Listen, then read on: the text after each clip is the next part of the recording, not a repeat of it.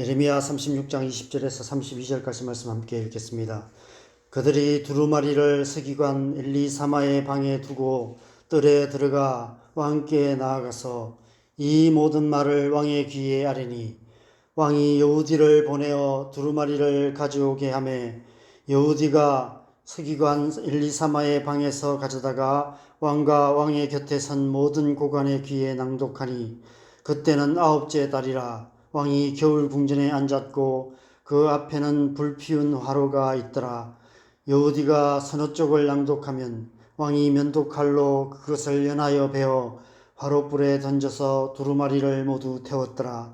왕과 그의 신하들이 이 모든 말을 듣고도 두려워하거나 자기들의 옷을 찢지 아니하였고 엘라단과 들라야와 그마리아가 왕께 두루마리를 불사르지 말도록 아뢰어도 왕이 듣지 아니하였으며 왕이 왕의 아들 여라무엘과 아스리엘의 아들 스라야와 압디엘의 아들 셀레미야에게 명령하여 서기관 바룩과 선지자 예레미야를 잡으라 하였으나 여호와께서 그들을 숨기셨더라.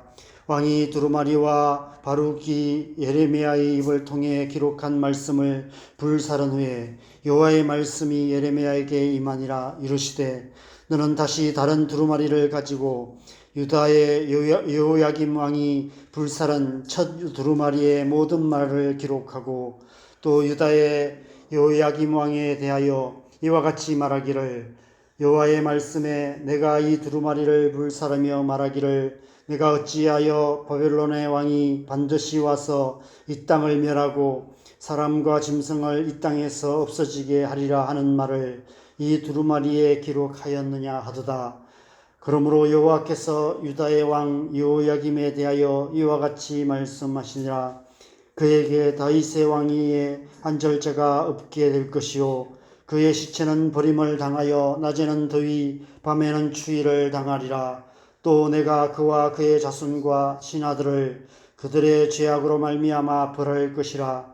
내가 일찍이 그들과 예루살렘 주민과 유다 사람에게 그 모든 재난을 내리리라 선포하였으나 그들이 듣지 아니하였느니라. 이에 예레미야가 다른 두루마리를 가져다가 네리야의 아들 서기관 바룩에게 주매 그가 유다의 여호야김 왕이 불사른 책의 모든 말을 예레미야가 전하는 대로 기록하고 그 외에도 그 같은 말을 많이 더하였더라. 아멘. 저는 책을 읽을 때 보통 색연필로 중요한 문장이나 마음에 와닿는 어떤 문장을 줄을 그으면서 읽는 습관이 있습니다. 제가 처음 성경을 읽을 때도 그랬습니다. 지금 생각해보면 처음 성경을 읽었을 때는 내용이나 문맥을 이해하기보다는 주로 제 마음에 와닿는 좋은 구절에 줄을 그었던 것 같습니다. 너는 복의 근원이 될지라. 내가 어디로 가든지 너와 항상 함께 하리라. 내 길이 형통하리라. 이런 내용의 말씀에 밑줄을 그었던 것 같습니다.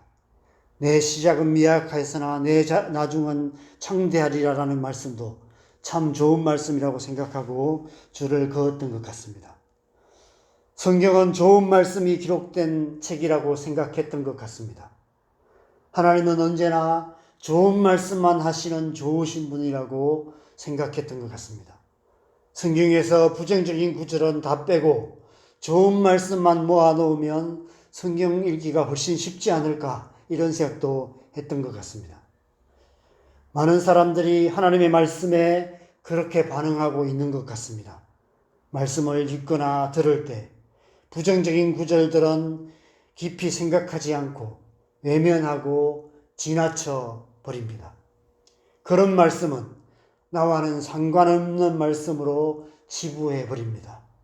은혜가 되고 마음에 와닿는 좋은 말씀에만 밑줄 치고 아멘하게 됩니다.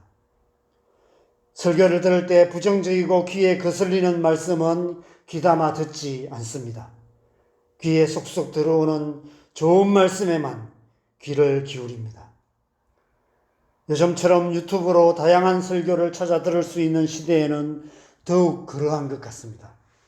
자기가 듣고 싶은 때에 자기가 좋아하는 설교자들의 설교만을 찾아서 듣습니다.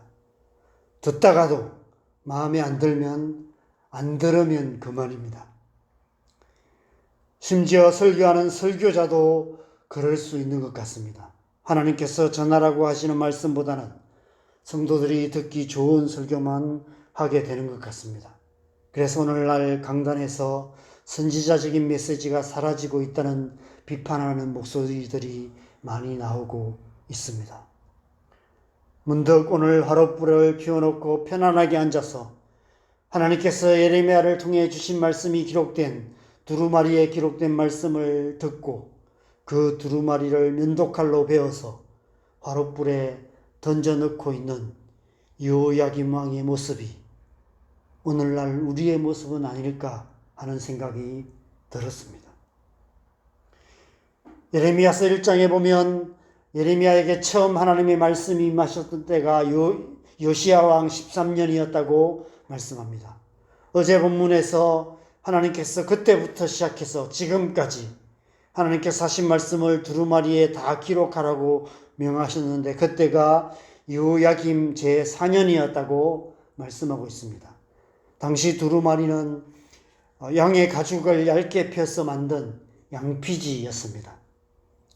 성경의 기록상으로 요시야 왕 13년부터 여호야김 제4년까지의 기간을 계산해 보면 약 22년에서 25년 정도 기간입니다. 그 기간에 주셨던 말씀을 양피지에 기록했으니까 아마 굉장히 분량이 많았을 것입니다. 그런데 그 많은 말씀들 가운데 여호야김 왕의 마음에 드는 말씀은 하나도 없었던 것 같습니다. 예레미야가 전한 말씀이 대부분 유다 백성들의 죄에 대한 하나님의 진노와 심판에 대한 경고의 말씀이었기 때문입니다. 회개하라는 말씀이 전부였기 때문입니다. 아무리 그래도 그렇지 하나님의 말씀이 기록된 두루마리를 칼로 베어 화롯불에 던져버리다니 이런 여호야김 왕의 모습이 우리를 심히 당황하게 만듭니다. 어떻게 이렇게까지 할 수 있을까요? 그런데 어쩌면 이 모습이 당시 모든 유다 백성들의 마음의 상태였습니다. 뿐만 아니라 어쩌면 오늘날 우리의 마음의 상태, 하나님의 말씀에 대한 우리의 태도가 아닐까 이런 생각도 듭니다. 오늘 본문보다 한참 앞선 말씀인 예레미야 4장 4절 말씀을 보면 하나님께서 이렇게 말씀하셨습니다. 유다인과 예루살렘 주민들아 너희는 스스로 할례를 행하여 너희 마음 가죽을 베고 나 여호와께 속하라. 그리하지 않으냐면 너희 악행으로 말미암아 나의 분노가 불같이 일어나 사르르니 그것을 끌 자가 없으리라. 오늘 여호야김 왕 앞에서 낭독했던 두루마리에 분명 이 말씀도 기록되어 있었을 것입니다. 너희 마음 가죽을 베고 나 여호와께 속하라. 그렇지 아니하면 나의 분노가 불같이 일어나 너희를 사르리라. 이 말씀을 듣고도 오히려 그 말씀이 기록된 이 가죽 두루마리를 베어버리고 그 말씀을 불태워버리는 여호야김 왕의 모습을 보게 됩니다. 이 말씀은 무슨 말씀일까요? 회개하라는 말씀입니다. 하나님의 말씀을 듣고 그 말씀에 비추어 죄악으로 가득한 자신의 마음 가죽을 베어버리고 그 마음을 하나님께로 향하라고 말씀하고 계시는 것입니다. 그렇지 않으면 하나님의 분노가 불같이 일어나 너희를 사르게 될 것이다 하고 말씀하신 것입니다. 그런데 오늘 여호야김 왕은 그 하나님의 말씀을 듣고도 그 하나님의 말씀 앞에서 자기 마음 가죽을 베기는커녕 도리어 하나님의 말씀이 기록된 그 가죽 두루마리를 베어서 불에 태워버리고 말았습니다. 하나님의 말씀을 완전히 무시해 버리고 말았습니다. 끊임없이 회개하라 말씀하시는 하나님의 말씀을 듣고 회개하기보다는 듣기 싫은 회개라는 단어를 성경에서 잘라내버리고 성경에서 완전히 지워버리려 하고 있었던 것입니다. 저희 아들이 초등학교 때 숙제로 수학 문제집을 풀다가 풀기 어려운 문제가 나오면 문제 자체를 지워버렸습니다. 아주 깔끔한 해결책이었습니다. 어쩌면 우리가 하나님의 말씀에 이렇게 반응하고 있는지도 모른다는 생각이 듭니다. 우리의 마음을 불편하게 만드는 말씀은 안 듣고 안 읽고 듣기 좋은 말씀만 찾아서 읽고 들으며 나름 열심히 신앙생활하고 있는 것이 오늘날 우리의 신앙의 현주소인 것 같습니다. 저는 오늘 말씀을 묵상하다가 악마의 편집이라는 말이 생각이 났습니다. 악마의 편집이란 보통 어떤 사실을 보도할 때, 어떤 사실을 알릴 때 사실 그대로가 아니라 더 자극적인 스토리를 만들기 위해서 앞뒤 순서를 바꾸기도 하고 중요한 내용은 빼고 중요하지 않은 내용을 강조하고 문맥과 다르게 그렇게 교묘하게 편집하여서 사실을 과장하거나 왜곡하는 경우를 말합니다.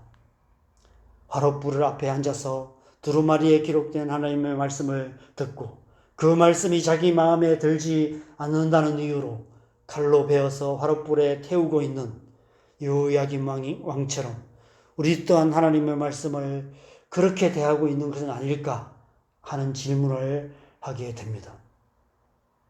여러분, 하나님의 말씀이 우리의 마음을 불편하게 할 때 우리는 어떻게 반응합니까? 하나님의 말씀을 듣고 마음의 찔림을 받을 때 우리는 어떻게 반응합니까? 하나님의 말씀 앞에서 마음 가죽을 베어내는 진실한 회개로 하나님 앞에 나아가고 계십니까? 어쩌면 오늘날 우리는 하나님 말씀 가운데 우리의 마음에 들지 않는 말씀은 날카로운 칼로 잘라내어 버리고 우리 마음에 드는 말씀만을 모아서 우리만의 성경을 만들어내고 있는지도 모릅니다. 여러분, 이보다 더 흉악한 악마의 편집이 어디 있겠습니까? 수많은 이단들이 성경을 이사야 28장에서 말씀하시는 것처럼 교훈에 교훈을 더하고 경계에 경계를 더하고 여기서도 조금 저기서도 조금 그렇게 악마의 편집을 하고 있습니다. 이단들만 그럴까요? 오늘날 우리도 마찬가지인 것 같습니다. 오늘날 사회적 이슈가 되고 있는 여러 가지 사회 문제들 가운데 성경이 분명히 죄라고 규정하고 있는 문제들에 대해서 우리의 반응들을 보면 하나님의 말씀에 대해 악마의 편집을 하고 있는 것은 아닌가 하는 의문이 들기도 합니다. 하나님의 말씀 앞에 우리 마음의 가죽을 베어내 버리기보다 우리의 마음에 안 드는 말씀이나 우리의 생각과 다른 말씀에 대해서는 오늘날 시대에 안 맞는 말씀이라고 주장하며 하나님의 말씀이 기록된 가죽 두루마리를 베어내 버리려는 어리석은 시도들을 많이 하고 있는 것 같습니다. 하나님 말씀으로 향하고 있는 칼날을 우리의 마음으로 향하게 해야 합니다. 하나님의 말씀 앞에서 우리의 마음의 가죽을 베어내는 진정한 회개가 필요한 때입니다. 우리가 하나님의 말씀을 편집하는 악마의 편집이 아닌 하나님의 말씀이, 하나님의 말씀의 칼날이 우리의 마음을 편집하여서 우리를 새롭게 하시도록, 우리의 마음을 새롭게 해 주시도록 은혜를 구해야 할 때인 것 같습니다. 살아있고 활력이 있어 저의 날선 어떤 검보다 예리하여 혼과 영과 및 관절과 골수를 찔러 쪼개기까지 하며 또 마음의 생각과 뜻을 판단하시는 하나님의 말씀이 우리 안에 역사하셔서 우리가 이 세대를 본받지 않고 오직 마음을 새롭게 함으로 변화를 받아서 하나님의 선하시고 기뻐하시고 온전하신 뜻이 무엇인지 분별하는 하나님의 사람 되게 하여 주시도록 하나님 앞에, 하나님의 말씀 앞에 나아가기에 힘써야 하는 것입니다. 우리의 마음을 새롭게 하시는 그 하나님의 은혜, 하나님의 말씀의 은혜가 오늘 하나님의 말씀을 읽고 듣고 묵상하는 저와 여러분의 심령에 임하시기를 소망합니다.